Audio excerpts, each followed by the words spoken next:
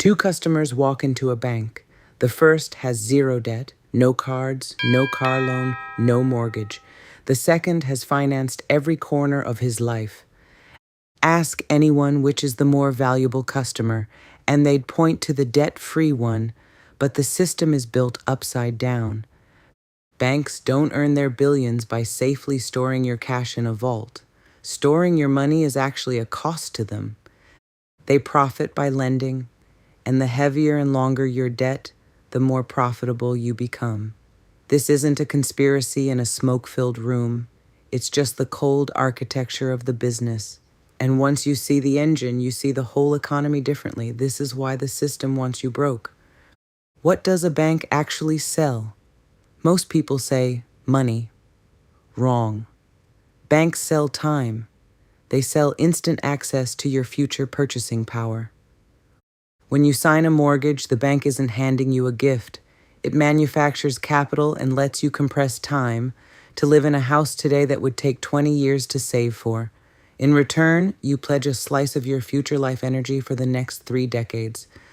The product was never currency, it's your future time.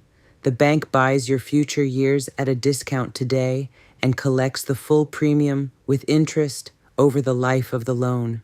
That's the foundation every banking empire is built on, trading in the one resource no one can make more of. To see why the system needs an endless supply of borrowers, look under the hood at fractional reserve banking. When you deposit $1,000, the bank doesn't let it sit. It's only required to keep a small fraction, often 10% or less. The rest gets loaned out. That borrower spends it, it lands in another bank, which loans out most of that. And through that loop, your $1,000 of cash expands into $10,000 of digital debt across the system. Every branch of that web pays monthly interest back to the banks. The whole thing is engineered to require constant expansion. If everyone paid off their debts tomorrow and stopped borrowing, the money supply itself would collapse. The machine doesn't just want your participation, it needs it. Here's an uncomfortable truth. A disciplined customer with $20,000 in savings is stable, but to the bank, almost dead weight. After insurance, compliance, and maintenance, a pure saver barely earns them anything. Now take a customer carrying $20,000 across high-interest cards and loans.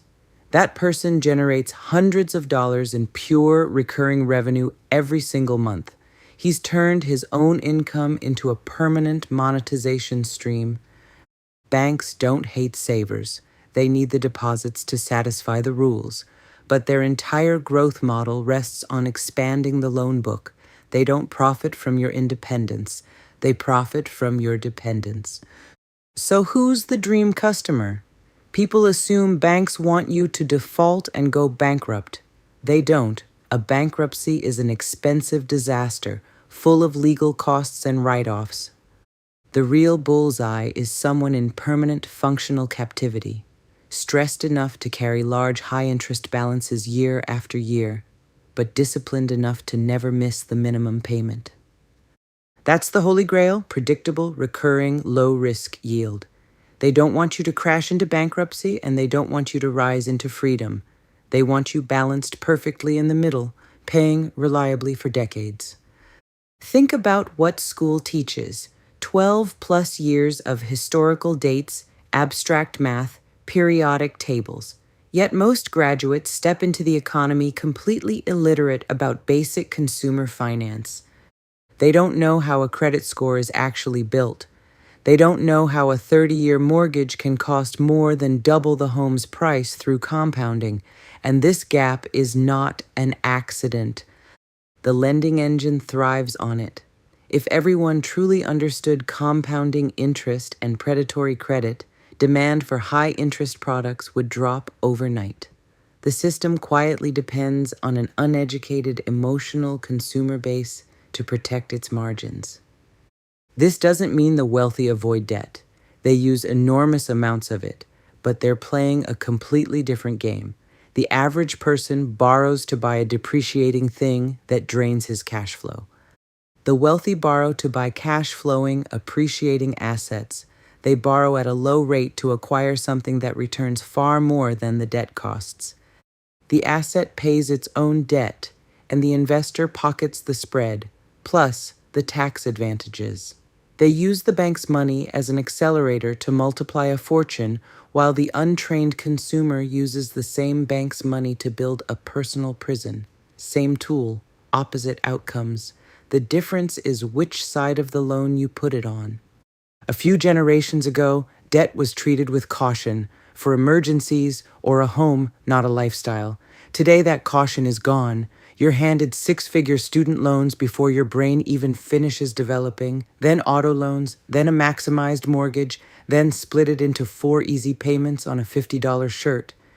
The system was never built for you to cross a finish line and be free. If you reach autonomy, you exit the funnel. It's engineered to keep you moving from one monthly payment to the next for your entire working life. And it's easy to call banks villains, but that misreads it. Banks aren't moral creatures. They're businesses with a mandate to sell their product, liquidity. The system never forces you to swipe the card or sign the loan that eats a third of your paycheck. That power was always in your hands. So banks want you broke isn't quite right. They don't want you broke. They want your complete, lifelong participation inside their interest machine. And the only way to win an asymmetric game is to learn its rules before you start playing. Freedom doesn't come from maximizing how much you can borrow. It comes from maximizing how much of your own time you keep. So stop financing yesterday's purchases with tomorrow's life energy. In a world that profits from your captivity, being debt-free isn't just smart, it's the quietest form of rebellion there is.